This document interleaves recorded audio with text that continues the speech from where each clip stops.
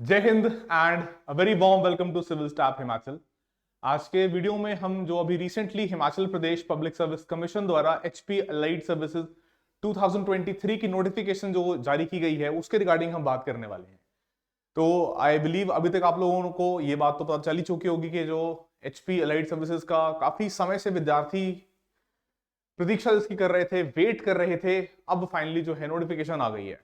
हालांकि एक बात जो काफी पहले भी हम बार बार सेशंस में दोहरा चुके हैं कि पोस्ट जो हैं वो कम है, पर आप उस बारे में कुछ खास कर नहीं सकते। तो आपका कर्तव्य ये बनता है, आपकी जिम्मेदारी ये बनती है कि जहां पे आप इस समय अपनी तैयारी को और दुरुस्त कर सकें, वहां पे आप बिल्कुल भी कोई चूक ना करें, है ना। तो इसीलिए जो है अलग अलग फैकल्टीज आपके साथ इसी पूरे हफ्ते में अपने अपने सब्जेक्ट्स के ऊपर स्ट्रैटेजीज, अपने अपने सब्जेक्ट्स के ऊपर जो पीवाईक्यूज रहे हैं, कौन कौन से टॉपिक्स रहे हैं, कौन कौन से विषय रहे हैं, या कौन कौन से आप कह सकते हैं सब टॉपिक्स रहे हैं जिनके ऊपर सवाल पास्ट क्वेश्चंस या पास्ट ईयर्स में कमीशन ने पूछे हैं, उन सबको डिस्कस कर रहे हैं। तो आज का जो सेशन है उसमें हम इकोनॉमी से रिलेटेड, अर्थव्यवस्था पे आधारित जो प्रश्न कमीशन द्वारा, आयोग द्वारा पूछे गए हैं बीते गत वर्षों में, उनकी हम एनालिसिस करेंगे। कुछ क्वेश्चंस भी देखेंगे ताकि आपको एक आइडिया भी लग सके कि किस तरीके के सवाल जो है कमीशन पूछ रहा है, आपकी तैयारी जो है आप किस डायरेक्शन में लेकर जाएं, कहां पे आपको जो है इंप्रूव करने के लिए अपनी चीजों को या अपने प्रिपरेशन में चीजों को आइडेंटिफाई करने की जरूरत हो सकती है। तो जो ये सेशन रहेगा लास्ट तक जुड़े रहिएगा। हम बात करेंगे कि एक तो प्रीवियस ईयर पेपर्स क्वेश्चंस कैसे रहे हैं, की टॉपिक्स कौन से रहे हैं, और हमारी क्या स्ट्रैटेजी जो है, पॉसिबल स्ट्रैटेजी रह सकती है। वैसे तो स्ट्रैटेजी हर एक इंडिविजुअल की अपनी होनी ही चाहिए, पर हम एक लूज, एक ब्रॉड फ्रेमवर्क के बारे में बात जो है इस सेशन में करेंगे। तो सबसे पहले देखिए, यदि बात की जाए इकोनॉमी पे आधारित जो प्रश्न रहे हैं उनको हम विभाजित कर सकते हैं। एक तो हम बोल सकते हैं भारतीय अर्थव्यवस्था यानी कि इंडियन इकोनॉमी से पर्टेनिंग कॉन्सेप्चुअल क्वेश्चन जो हैं वो कौन से रहे हैं। दूसरी जो वर्गीकरण या दूसरा जो वर्गीकरण हो सकता है वो हो सकता है हिमाचल प्रदेश जो आर्थिक सर्वेक्षण है, यानी कि हिमाचल प्रदेश इकोनॉमिक सर्वे से जो क्वेश्चंस कमीशन ने पूछे हैं। और तीसरा आप कह सकते हैं कि करंट अफेयर्स, यानी कि जो इस हाल फिलहाल की घटनाएं हैं, करंट अफेयर्स में जो अखबारों में चीजें पढ़ रहे हैं, मैगजीन से आप कवर कर रहे हैं, उसके ऊपर आधारित भी कमीशन ने प्रश्न पूछे हैं। पिछले जो 3 पेपर्स हमने एनालाइज किए हैं उनके आधार पे हम ये कह सकते हैं। तो उसी बात को ध्यान में रखते हुए यदि आप देखते हैं 2019 का जो प्रश्न पत्र था उसमें भारतीय अर्थव्यवस्था पर आपको 14 प्रश्न देखने को जो है वो मिलते हैं। वहीं जब आप दूसरी तरफ हिमाचल प्रदेश आर्थिक सर्वेक्षण यानी कि एचपी इकोनॉमिक सर्वे को देखते हैं तो 3 के आसपास आपको प्रश्न देखने को मिलते हैं, और 2-3 प्रश्न आपको करंट अफेयर्स के ऊपर देखने को मिलते हैं। इसी प्रकार से 2018 में 11 question Indian economy, HP economic survey 5 question, और 4 से 5 क्वेश्चन करंट अफेयर्स से आपको देखने को मिलते हैं। जब इन्हीं पेपर्स की हम एनालिसिस करते हैं तो हमें देखने को मिलता है कि कुछ टॉपिक्स जो हैं उनसे सवाल आने की प्रोबेबिलिटी थोड़ी ज्यादा है as compare to some other topics. और ये टॉपिक्स यूजुअली हम अगर एचएएस का एग्जाम भी देखते हैं, एचपीपीएससी, क्योंकि कमीशन तो आपका कॉमन ही है, कमीशन तो एक ही है जो इस बार कंडक्ट करवा रहा है एग्जाम, तो ये चलन या ये ट्रेंड हमें हिमाचल प्रदेश एडमिनिस्ट्रेटिव सर्विसेज वाले पेपर में भी देखने को मिलता है कि ये कुछ टॉपिक जो हैं इनमें से रिपीटेडली कमीशन ने सवाल पूछे हैं। जैसे कि आप देख सकते हैं कि फिस्कल पॉलिसी वाला जो टॉपिक है, जहां पे बजट के बारे में बात होती है, टैक्सेशन के बारे में बात होती है, गुड्स एंड सर्विसेज टैक्स भी उसी का हिस्सा होता है। और ये देखिए ऐसे मुद्दे हैं जो अक्सर हमें अखबारों में देखने को मिलते हैं, जो हॉट शॉट टॉपिक्स हमें देखने को मिलता है कि चलते ही रहते हैं। तो इसके ऊपर हमें 2 प्रश्न देखने को मिल रहे हैं 2019 के पेपर में। फिर अगर मॉनेटरी पॉलिसी, इन्फ्लेशन, मुद्रास्फीति, अब ये भी आप कह सकते हैं ये भी एक ऐसा टॉपिक है which is one of the hot shot topics. क्यों? क्योंकि ये भी हम देखते हैं कि अखबारों में किसी ना किसी तरीके से कहीं ना कहीं आरबीआई की कोई मॉनेटरी पॉलिसी कमेटी की मीटिंग है, उसके बारे में कुछ अपडेट्स हैं, और इन्फ्लेशन की लोगों पे मार है। तो ये टॉपिक्स भी न्यूज में चलते रहते हैं, तो ये भी कमीशन के तकरीबन तकरीबन आप कह सकते हैं फेवरेट टॉपिक्स में से एक टॉपिक है। ठीक है, एक प्रश्न इसमें देखने को मिला। फिर आप देख सकते हैं मनी एंड बैंकिंग। अब यहां से प्रश्न अच्छे खासे पूछे गए हैं, 4 प्रश्न देखने को मिलते हैं 19 में। अब देखिए बैंकिंग जो है उसको आधुनिक अर्थव्यवस्था, मॉडर्न डे इकोनॉमी की एक तरीके से रीढ़ की हड्डी, बैकबोन माना जाता है ना। तो बैंकिंग सेक्टर में कितने प्रकार के अलग अलग बैंक्स के ऊपर, जैसे स्मॉल फाइनेंस बैंक्स के ऊपर एक सवाल पूछा हुआ है, फिर बैंक्रप्सी कोड जो उस समय आया था उसके ऊपर सवाल पूछा हुआ है। तो बैंकिंग वाला चैप्टर, बैंकिंग वाला टॉपिक भी हमारे लिए इसलिए काफी महत्वपूर्ण रहेगा यदि हम परीक्षा के दृष्टिकोण से बात करते हैं। फिर इकोनॉमिक इंस्टीट्यूशन, जिसमें नीति आयोग, पहले प्लानिंग कमीशन भी था, उसके बारे में बात करेंगे, वो अलग से मैंने टॉपिक रखा है। प्लानिंग इन इंडिया का नीति आयोग है, प्लानिंग कमीशन है, इसके ऊपर भी सवाल जो है पूछे गए हैं। और देखिए इस बार फिर आजकल प्लानिंग कमीशन जो है वो न्यूज में चल रहा है ना। नए प्लानिंग कमीशन का 16वें प्लानिंग कमीशन का गठन जो है उसके चलते अखबारों में आजकल फिर से ये मुद्दा जो है वो चर्चा में है। तो संभावित है कि इसके ऊपर भी प्रश्न पूछा जा सकता है आयोग द्वारा इस साल के पेपर में। तो इसके ऊपर हमें देखने को मिलता है कि 19 में 2 प्रश्न पूछे थे। फिर इंटरनेशनल फाइनेंशियल ऑर्गेनाइजेशंस जैसे कि वर्ल्ड बैंक हो गया, इंटरनेशनल मॉनेटरी फंड हो गया, एशियन डेवलपमेंट बैंक हो गया, या आप देखते हैं G20 या G77 या G7, इन कुछ मुद्दों से जुड़े हुए सवाल भी कमीशन ने पिछले बीते वर्षों में पूछे हैं। और ये देखिए ये आपका कुछ जो है रिलेट हम कह सकते हैं कि करंट के साथ भी करता है। जैसे पिछले साल भारत ने जो है, भारत के पास अध्यक्षता थी, प्रेसिडेंटशिप थी भारत के पास G20 की, तो वो आपके एग्जाम के पर्सपेक्टिव से, परीक्षा के संदर्भ से यदि देखा जाए, परीक्षा के दृष्टिकोण से देखा जाए तो महत्वपूर्ण बन जाता है। साथ ही साथ प्लानिंग, अब प्लानिंग कमीशन जो है स्क्रैप कर दिया जा चुका है, हम जानते हैं, है ना। नीति आयोग ने रिप्लेस किया था, परंतु फिर भी प्लानिंग के ऊपर कोई एक आधा भूला भटका सवाल कमीशन जो है वो आयोग जो है पूछ ही रहा है। तो यहाँ 2 सवाल आपको देखने को मिलते हैं प्लानिंग से संबंधित, और पॉवर्टी और इनइक्वालिटी, गरीबी और असमानता से भी एक सवाल हमें देखने को मिलता है। इसके ऊपर जैसे ये आप कह सकते हैं करंट अफेयर्स में भी इंपॉर्टेंट रहता ही है, जैसे ऑक्सफैम की रिपोर्ट है ना, या ह्यूमन डेवलपमेंट रिपोर्ट, उसमें इनइक्वालिटी से रिलेटेड कई सारे इंडिसेस हैं, जैसे inequality adjusted human development index है। तो इन सभी आप कह सकते हैं मुद्दों को देखते हुए हम ये कह सकते हैं कि स्टैटिक जो है आइसोलेशन में ना पढ़ें, स्टैटिक के साथ देख के पढ़ें कि करंट में क्या चीजें चल रही हैं और किन की संभावना थोड़ी ज्यादा है कि आयोग इस मुद्दे से या इस टॉपिक से संबंधित प्रश्न जो है पूछ सकता है प्रश्न के तौर पे, या आप कह सकते हैं क्वेश्चन पेपर में। ठीक है, तो ये थे 19 के देखिए सवाल।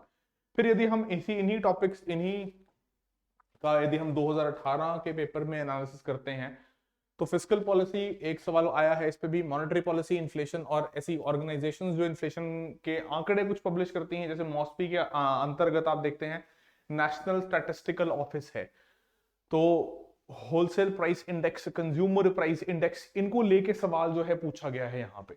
ठीक है, और ये सारे हम जो है डिटेल में कवर करते हैं टॉपिक्स को। फिर मनी बैंकिंग जो है वापस से एक प्रश्न पूछा गया है। Economic institutions, NITI Aayog, finance commission, इससे भी प्रश्न पूछा गया एक।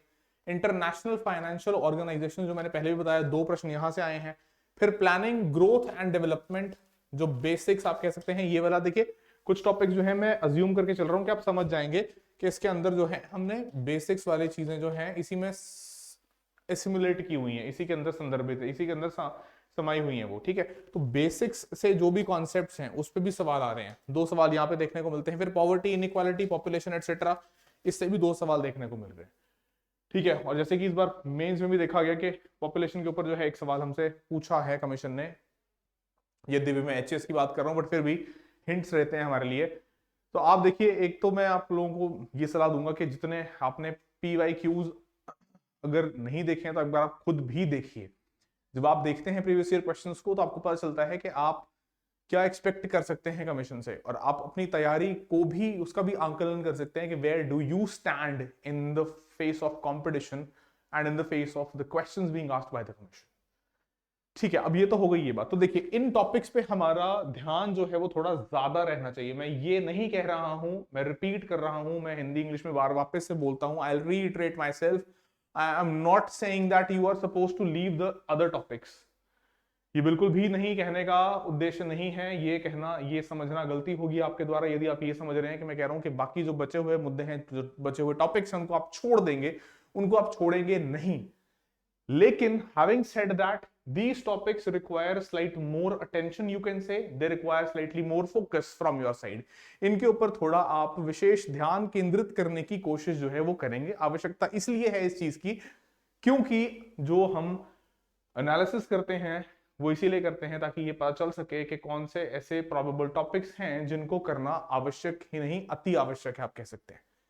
तो ये टॉपिक जो है इंटरेस्टिंग टॉपिक्स हैं, कवर किए हुए हैं, आप इसको करेंगे। अच्छा, एक बात और, अब यहां पे मैंने इकोनॉमिक सर्वे, जो बचे हुए प्रश्न रह गए जो हमने स्टार्टिंग में बोले थे, वो प्रश्न जो हैं वो रहे हैं आपके इकोनॉमिक सर्वे से। तो अब बच्चे पूछ रहे हैं कि सर इकोनॉमिक सर्वे जो है वो इस साल जो अब आ चुका था वो करना है या जो अब आने वाला है अगले महीने में, अब क्योंकि हम जनवरी में तो है ही है 2024 के, तो जो अब आने वाला इकोनॉमिक सर्वे है, तो आने वाला इकोनॉमिक सर्वे जो है हम उसी पे फोकस करेंगे, वो हमारे लिए एग्जाम पॉइंट ऑफ व्यू से इंपॉर्टेंट रहेगा। तो वो इकोनॉमिक सर्वे जो 2023-24 रहेगा, है ना, क्योंकि बजट तो आएगा 2024-25। अब वित्तीय वर्ष चल पड़ेगा ना अगला, जो 1 अप्रैल से शुरू होगा, that will be financial year 2024-2025, तो बजट तो आएगा 24-25 का। इकोनॉमिक सर्वे जो हिमाचल प्रदेश का आएगा, जो हिमाचल प्रदेश सरकार जो है, या आप कह सकते हैं पार्लियामेंट में, पार्लियामेंट में नहीं, विधानसभा में जो पेश करेगी, वो इकोनॉमिक सर्वे रहेगा 2023-24 का। तो ये इकोनॉमिक सर्वे 2023-24 जो है ये हमारे लिए काफी ज्यादा इंपॉर्टेंट रहेगा हमारे एग्जाम पॉइंट ऑफ व्यू से। ठीक है, तो इसके ऊपर जो है आपको मेहनत जो है करने से डरना नहीं है, हम तो खैर हैं ही, जब आएगा इकोनॉमिक सर्वे हम उसको डिस्कस जरूर करेंगे, है ना। लेकिन ये दिमाग में आप मेंटली अपने आप को प्रिपेयर करके चलिए कि इकोनॉमिक सर्वे 2023-24 जो है वो एग्जाम पर्सपेक्टिव से हमारे लिए बहुत इंपॉर्टेंट रहने वाला है और उसको हम कवर करेंगे। ठीक है, अब आती है बात कि किस प्रकार के प्रश्न जो हैं वो पूछे गए हैं आयोग द्वारा, कमीशन द्वारा पिछले पेपर्स में। तो देखिए हम यहाँ पे 19 के पेपर को, जो सबसे हालिया या रीसेंट पेपर था, test booklet HPS and AS preliminary examination 2019, जिसमें आपसे 200 सवाल जो है कमीशन पूछता है, टाइम आपको दिया जाता है 3 घंटे का, जो ये पेपर था, है ना। इसके कुछ सवाल देखते हैं। तो देखिए simple straight forward question survey से ही पूछे गए, जैसे approximate contribution of tourism sector to state GDP. अब ये देखिए, ये जिसको पता है उसके लिए दिक्कत नहीं है, ये आपका डायरेक्ट इकोनॉमिक सर्वे का सवाल है। ठीक है, फिर what was the plan outlay for roads and bridges in Himachal Pradesh during the year 2018-19? Again, this question belongs to economic survey of Himachal Pradesh. फिर which country recently took chairmanship of G77? अभी आपका economy से related जो current affairs हैं वहां से सवाल पूछा है। Recently NITI Aayog pitched the idea of circular economy. What does it suggest? अब देखो, ये सर्कुलर इकोनॉमी हमारा जो है स्टैटिक का कॉन्सेप्ट है, नीति आयोग जो है वो भी हमारा स्टैटिक का ही पार्ट है, जो डोमेस्टिक या हम फाइनेंशियल इंस्टीट्यूशंस या ऑर्गेनाइजेशंस पढ़ते हैं, है ना, तो उसका ही हिस्सा है। तो ये सवाल उस पर आधारित है।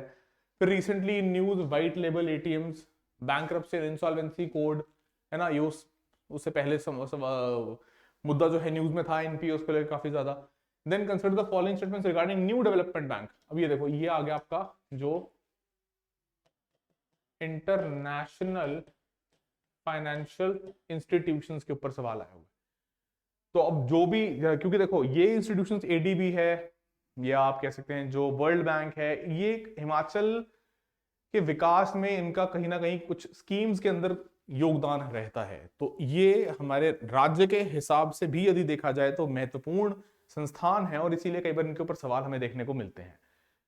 ठीक है, तो इसलिए इसको भी देखना पड़ेगा। और इस सर्वे में आपको देखने को मिलेगा कई सारे स्कीम्स हैं, कई सारे वेलफेयर प्रोग्राम्स हैं जिनकी फंडिंग में योगदान कहीं ना कहीं किसी ना किसी फाइनेंशियल, इंटरनेशनल फाइनेंशियल इंस्टीट्यूशन का रहता है। ठीक है, फिर देखिए, फिर वापस से bankruptcy and insolvency board of India, इसके हेडक्वार्टर के ऊपर सवाल पूछ रखा है।